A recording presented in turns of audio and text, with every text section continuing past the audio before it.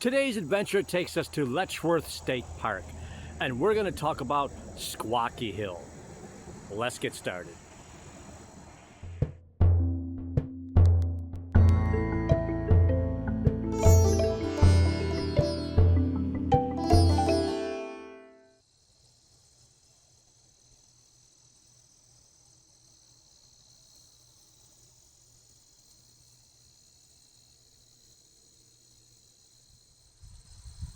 The Sqwakie, where the valley widens, was located on the western bank of the Mount Morris High Banks, downstream from the present-day Mount Morris Dam.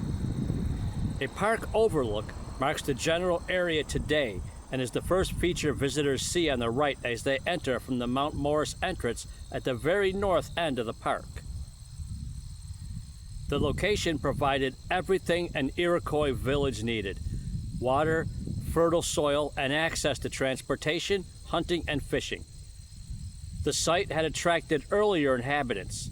The Seneca knew well that their mounds found near their village had been left by the old ones, the white men called the mound builders.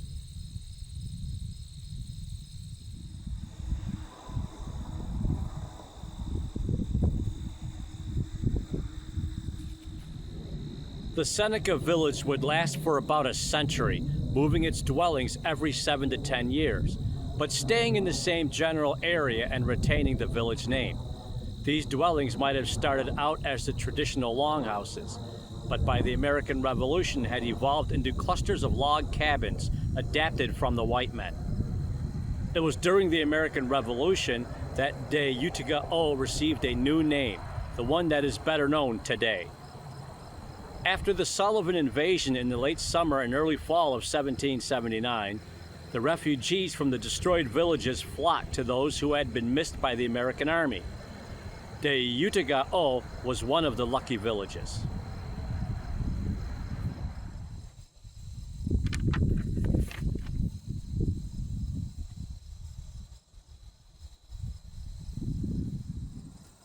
In the spring of 1780, Sir Guy Johnson, in an attempt to stabilize the situation for their Iroquois allies, tried to assign groups from destroyed villages to those who had survived.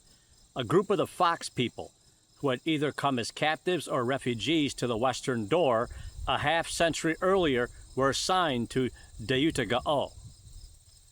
The Fox people were also called the Sqwakie or Sqwakie Hill people. The newcomers would give their name Sqwakie Hill to the old village site. When the white men came, they would call the place Sqwakie or Sqwakie Hill. The next generation of inhabitants of Sqwakie Hill would see vast changes to their village and their world. At the Treaty of Big Tree in 1797, their village would be set aside as one of several reservations.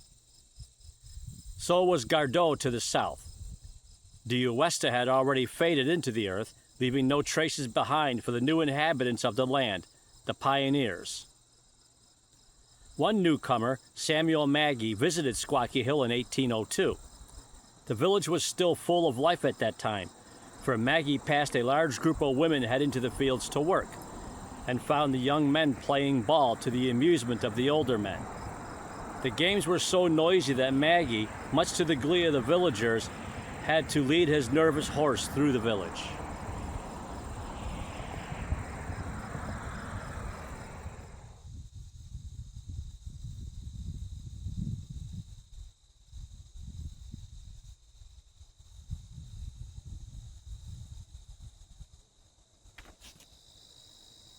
But Seneca life at Sqwakie Hill and the other reservations would suffer over the next decades. A church group built a school on the reservation. One of the students who attended and learned to read and write was Mary Jemison's grandson, Buffalo Tom Jemison. Other Seneca remembered by the white settlers as living at Sqwakie Hill were Black Chief, Sharp Skins, Straight Back, Tall Chief, Big Tall Chief, Kennedy Blinky, Jim Washington, Captain Cook, and Sqwakie. By 1816, there were only about 8 inhabitants left, living in a dozen bark-roofed houses of small logs. Clustered around the old council house, a log building about 25 to 40 feet, 10 years later, the reservation was sold at the Treaty of Buffalo Creek. The remaining Seneca moved to the Buffalo Creek, Tonawanda, Cattaraugus, or Allegheny reservations. Among the last to go was Buffalo Tom, who left Sqwakie Hill in 1828. His cabin, used by a white family for several years, was, along with some old apple trees and scattered artifacts, all that remained of the Utica O.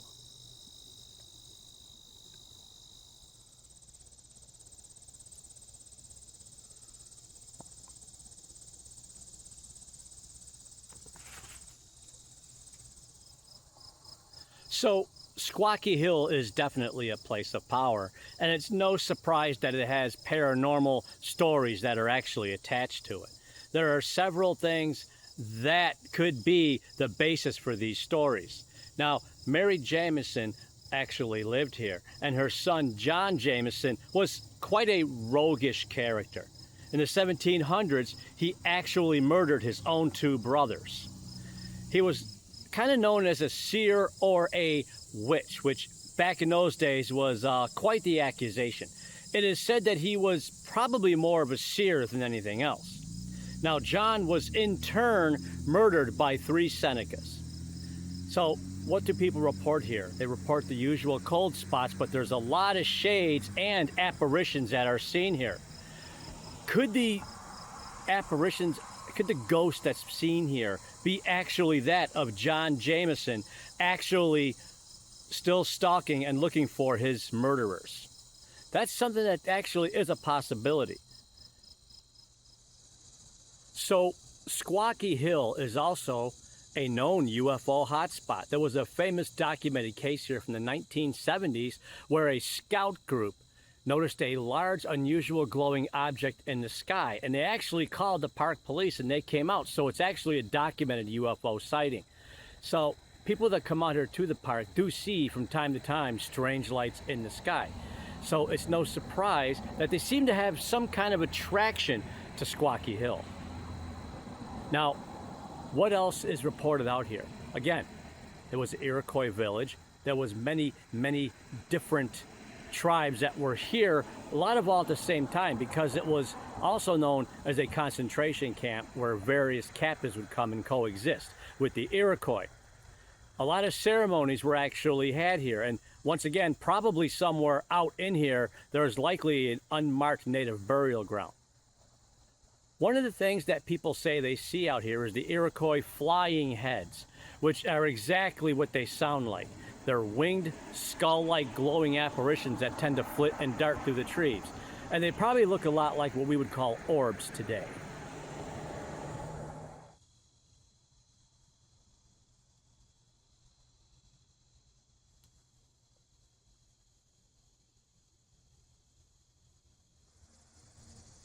And well, that'll do it. Don't forget to hit that subscription bell to be notified when videos drop.